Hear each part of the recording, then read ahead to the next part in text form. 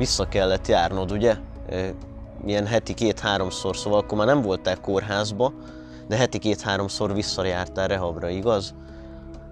Bocsánat amúgy, hogy az Ali nem beszél. Sajnos a baleset miatt megsérült a beszédközpontja is, és csak így bólogatni tud, meg nagyon lassan tud beszélni, és ezért kérdezem mindig, és ezért bólogat, hogy azért tudjunk normálisan beszélgetni, meg ti is értsétek azt, amit el akar mondani, mert nem igen értenétek, ha megszólalna. Ahhoz egy kicsit többet kell vele lenni.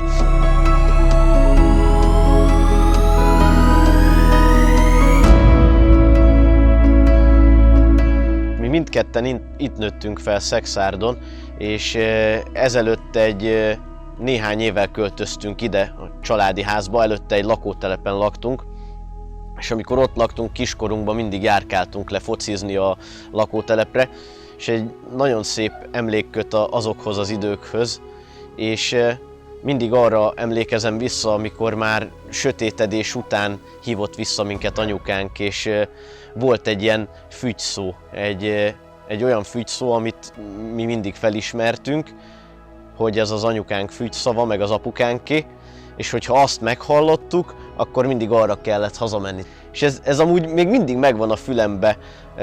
Mindig, amikor így elmegyek a városba, még így 22 évesen is csavarogni a haverokkal, akkor is így erre gondolok, hogy ilyen kiskoromban mentem volna el messzebb, akkor meddig hallatszódhatott volna el ez a fügyszó. És nem tudom, ez így örökre megmarad a fülembe. Mi az Alival amúgy a személyiségünk az szerintem egyáltalán nem passzol, és a balesete előtt, mert 7 éve volt egy sajnos elég súlyos balesete, előtte azért sokat veszekedtünk, nyilván nem utáltuk egymást, van szokták mondani ezt az iróniát, hogy testvéri szeretet. Nálunk ez a testvéri szeretet ez nagyon ironikus volt, és sokat veszekedtünk emiatt, hogy ő ilyen komolyabb gyerek volt, én meg ilyen hiperaktív, de tényleg mindig megvédtük egymást, és ettől függetlenül nagyon szerettük egymást. És a balesetet követően azt tudom elmondani amúgy, hogy az Alinak az egy kicsit a baleset, sőt nem is kicsit, hanem azért elég nagy mértékben, te is ezt érzed, hogy elég nagy mértékben kihatott a személyiségedre, nem? És azóta sokkal többet vagyunk együtt, és sokat visszük amúgy bulizni is, nagyon sok közös programunk van, és így ezáltal azt gondolom, hogy a mi kapcsolatunk is változott. És azt kell, hogy mondjam, hogy valamilyen szinten pozitív irányba. Nem azt mondom, hogy ez jó volt, hogy megtörtént ez a baleset, hogy bár ne történt volna meg, és ne változott volna a kapcsolatunk, mert előtte se voltunk rosszba, de azt kell, hogy mondjam, hogy ez tényleg ez a baleset kihatott a mi kapcsolatunkra is. És hát és azóta azért egy kicsit jobban össze vagyunk nőve.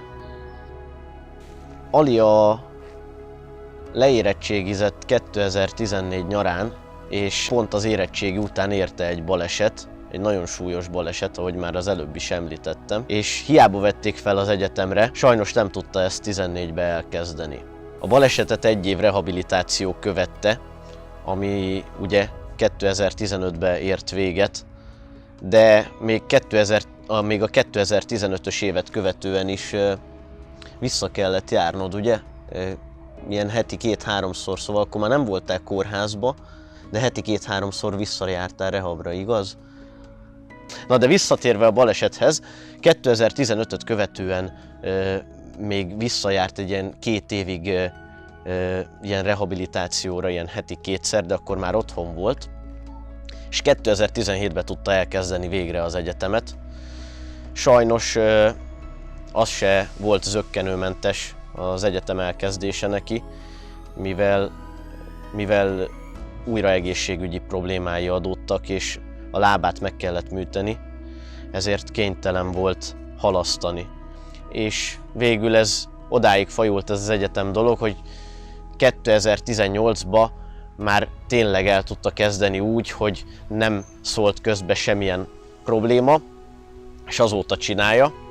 És ha jól tudom, akkor most fogsz végezni, még egy fél éved van vissza, igaz? Fél éved van vissza, már csak a szakmai gyakorlat meg a szakdolgozat. És ő úgy tudott bekerülni az egyetemre, hát nyilván az első az, hogy megvoltak a pontjai, meg leérettségizett, mint bárki más. De úgy tudta végezni az egyetemet mindenféle akadály nélkül, hogy a PTE-nek van egy ilyen támogató szolgálata, hogyha Pécsre szeretne jönni egy mozgásában korlátozott, vagy egy fogyatékkal élő személy, mert tudnak olyan szállást adni a Szántó kollégiumba, az Ali a Szántóban lakik, és ott van ilyen mozgássérülteknek felszerelt részleg. Az Ali az egyetemen a vizsgázást azt úgy szokta megoldani, hogy általában vagy kap több időt, mint az épp társai, vagy van olyan tanár, aki például az írásbeli vizsgát azt számítógépen íratja meg vele, attól függetlenül, hogy az Ali az amúgy tud írni a kezeivel, mivel van egy ilyen speciális toll, amit rá lehet erősíteni a kezeire, és így tud írni, de nyilván lassabban, mint a többiek, és szokott ilyet is csinálni, hogy így megírja a vizsgát, akkor több ideje van rá, de van olyan, hogy leírja a számítógépre, de a szóbeli vizsga az semmiképp nem játszik, mivel az nehézkes lenne számára.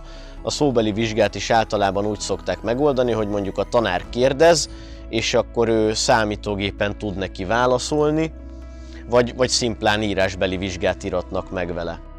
A támogató szolgálatot pedig úgy találták meg, vagyis találtuk, hogy volt az Ali egy osztálytalálkozón a balesetét követően, ahol volt egy PTS volt osztálytársa, és ő mesélt neki arról, hogy ha Pécsre jön, akkor van ez a támogató szolgálat Pécsen, akik mindenben a segítségére lehetnek, és felsorolta a szolgáltatásaikat, és így ez még inkább megerősített minket abban, hogy az Alinak Pécsre kell mennie, mert így számára volt egy támasz, ha ezt így szabad mondani.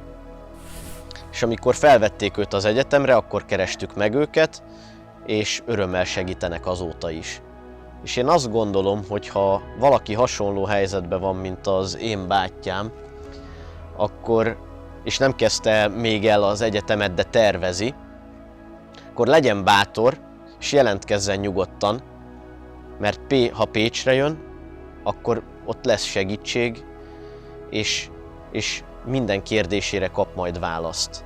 És mi azt üzenjük azoknak az embereknek, akik bármiben is segítségre szorulnak, hogy merjenek segítséget kérni, mert az egyáltalán nem rossz dolog, hogyha segítséget kérsz és elfogadsz valakitől. Az Ali is mert segítséget kérni, és mert nagyot álmodni, és most látjátok, hogy itt áll a diploma előtt, és nem sokára gazdaságinformatikus lesz. És ez nem csak azokra vonatkozik, akik mondjuk hasonló helyzetben vannak, mint ő, hanem akinek a legkisebb gondja van, legyen az tanulási nehézség, vagy bármi más.